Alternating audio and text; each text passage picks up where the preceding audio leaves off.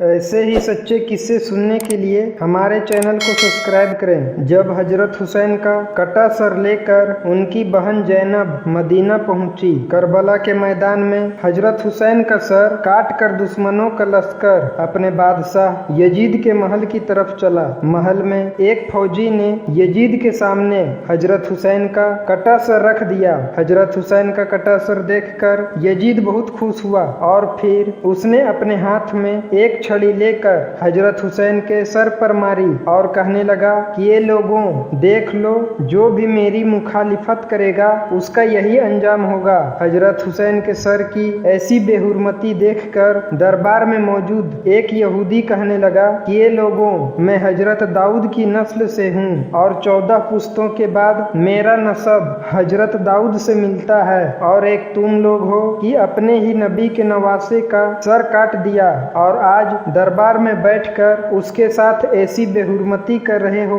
तुम कैसे अपने नबी के सच्चे आशिक हो। हजरत हुसैन की बहन हजरत जैनब अपने भतीजे इमाम जैनुल आबिदीन को पकड़कर रोए जा रही थी और अपने भाई हजरत हुसैन के कटे सर की बेहुरमती देखकर अल्लाह से फरियाद कर रही थी कि तभी यजीद ने हजरत जैनुल आबिदीन से कहा कि तुमने देख लिया ना कि तेरे बाप ने मेरी मुखालिफत की तो अल्लाह ने उसका कैसा अंजाम किया। इस पर हजरत जैनुल आबिदीन ने कुरान की एक आयत पढ़कर जवाब दिया कि ए यजीद, दुनिया में जो कुछ भी होता है सब मेरे अल्लाह के हुक्म से होता है। तो यजीद ने जवाब दिया कि ये सब कुछ तुम लोगों की ही करतूतों की वजह से हुआ है। और फिर यजीद ने हजरत जैनब के हाथ में उसके भाई हजरत हुसैन का सर रखते हुए कहा कि अब तुम लोग इज्जत के साथ अपने घर मदीना जा सकते हो। और फिर हजरत जैनब रोती हुई अपने घर वालों के साथ मदीना की तरफ चल पड़ी। हजरत जैनब सारे रास्ता भर अपने भाई हजरत हुसैन का कटा सर देख देख रोती जा रही थी। आखिर ये लूटा हुआ काफिला कई दिनों के सफर के बाद मदीना पहुंचा। जब लोगों को खबर हुई कि दुश्मनों ने हजरत हुसैन का सर काट दिया है तो लोगों में कोहराम मच गया और हर घर से रोने की आवाजें आने लगी। सारे मदीना के लोग सिमट कर हजरत जैनब के पास पहुंचे।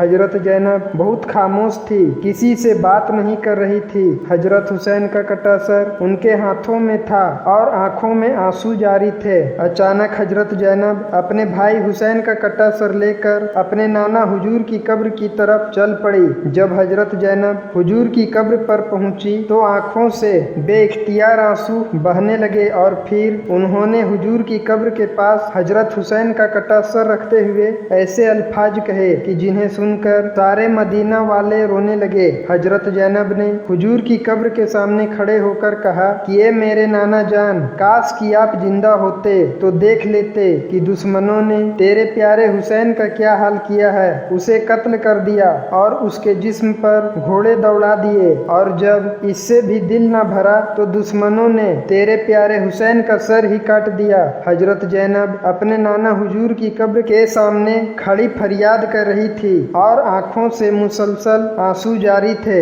मदीने वाले भी सब पीछे खड़े हजरत जैनब की दुख भरी फरियाद सुनकर रो रहे थे। आखिर शाम होते होते हजरत हुसैन का कटा सर उनकी अम्मी हजरत फातिमा की कब्र के बगल में दफन कर दिया गया। जिन लोगों ने हजरत हुसैन को इस बेदर्दी के साथ कत्ल किया था तो अल्लाह ने उन सभी लोगों को इसी दुनिया में सजा दी। करबला के मैदान में दुश्मनों में से एक आदमी की जिसका नाम इब्ने जुवैरा था तो उसने हजरत हुसैन को पुकार कर उन्हें गालियां दी और बुरा बुरा कहा। तो हजरत हुसैन ने इसके लिए बद्दुआ की और कहा कि ये इब्ने जुवैरा, अल्लाह तेरे जिस्म के टुकड़े टुकड़े कर दे। और फिर उसी वक्त इब्ने जुवैरा का घोड़ा पागल होकर इधर उधर बिदकने लगा। घोड़े के बिदकने की वजह से इब्ने जुवैरा का पैर फिसला और वो घोड़े से नीचे गिर पड़ा, लेकिन उसकी एक टांग घोड़े में बंधी जीन में फंस गई और फिर वो पागल घोड़ा उसे घसीटते हुए पत्थरों के ऊपर दौड़ने लगा। वो घोड़ा इब्ने जुवैरा को घसीटता हुआ इतनी तेज दौड़ रहा था कि पत्थरों की चोट से इब्ने जुवैरा का जिस्म कट कट कर गिरने लगा और आखिर उसका सारा जिस्म कट कर खत्म हो गया। फिर उसकी वो टांग बची कि जो उस घोड़े की जीन में फंस गई थी। जिस वक्त करबला के मैदान में हजरत हुसैन 3 दिनों के प्यासे दरिया के किनारे बैठकर पानी पीने जा रहे थे, तो उसी वक्त दुश्मनों में से एक आदमी की, जिसका नाम इब्ने नुमैर था, उसने हजरत हुसैन के मुंह की तरफ एक तीर चलाया। वो तीर सीधा आकर हजरत हुसैन की गर्दन में लगता हुआ दूसरी तरफ निकल गया, जिसकी वजह से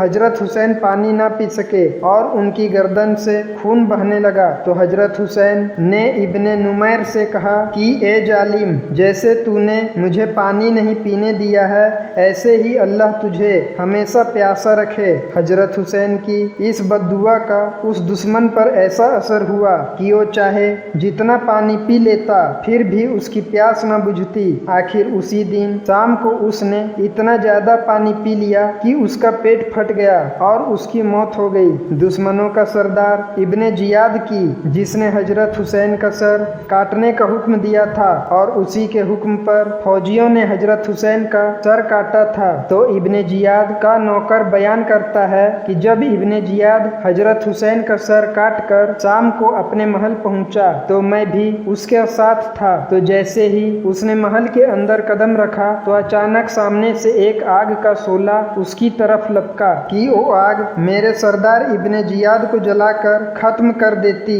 लेकिन तभी अचानक वो आग गायब हो गई और इब्ने जियाद ने मुझसे कहा कि ए आदमी, क्या तुमने भी वो आग देखी जो अभी मेरी तरफ लपकी थी? तो मैंने कहा कि हाँ मेरे सरदार, मुझे भी वो आग नजर आई थी। तो इब्ने जियाद ने मुझसे कहा कि ये बात किसी को भी मत बताना, इसको राज ही रखना। हजरत सुफियान सौरी फरमाते हैं कि हजरत हुसैन को कत्ल करने वाले दुश्मनों में से मैंने 2 लोगों का बहुत बुरा अंजाम देखा। एक तो उनमें ऐसा आदमी था कि उसकी शर्मगाह अपने आप बहुत ज्यादा बढ़ती जा रही थी और फिर बढ़ते बढ़ते वो इतनी लंबी हो गई कि उसे अपनी शर्मगाह किसी चीज से बांध कर रखनी पड़ती और वो शर्म से लोगों के बीच ना जाता, अपने घर में ही बैठा रहता। और दूसरे आदमी का अंजाम मैंने ऐसा देखा कि उसे इतनी ज्यादा प्यास लगती थी कि वो चाहे सारे दरिया का पानी पी लेता फिर भी उसकी प्यास न बुझती। आखिर एक दिन उसने इतना ज्यादा पानी पी लिया कि उसका पेट ही फट गया और उसकी मौत हो गई। हजरत अबू कबील फरमाते हैं कि करबला के मैदान में दोपहर के वक्त हजरत हुसैन को शहीद किया गया था। तो जिस वक्त हजरत हुसैन को शहीद किया गया तो अचानक सूरज ग्रहण होने लगा और फिर सूरज छुपते छुपते इतना ज्यादा छुप गया कि दोपहर के वक्त रात की तरह अंधेरा हो गया और आसमान में तारे नजर आने लगे और हमें ऐसा लगने लगा कि शायद कयामत आ गई है। इमाम जोहरी फरमाते हैं कि जिस दिन हजरत हुसैन को शहीद किया गया तो उस दिन बैतुल मुकद्दस में जो भी कंकरी या पत्थर उठाया जाता तो उसके नीचे ताजा खून मिलता था और फिर 3 दिनों तक आसमान ऐसा लाल पड़ गया कि हमें डर लगने लगा कि शायद अब कयामत कायम हो जाएगी। प्यारे दोस्तों, अगला वाकया इंशाअल्लाह हजरत हुसैन के बड़े भाई हजरत हसन के बारे में होगा कि उनकी बीवी ने कैसे उनको जहर देकर धोखे से मारा था।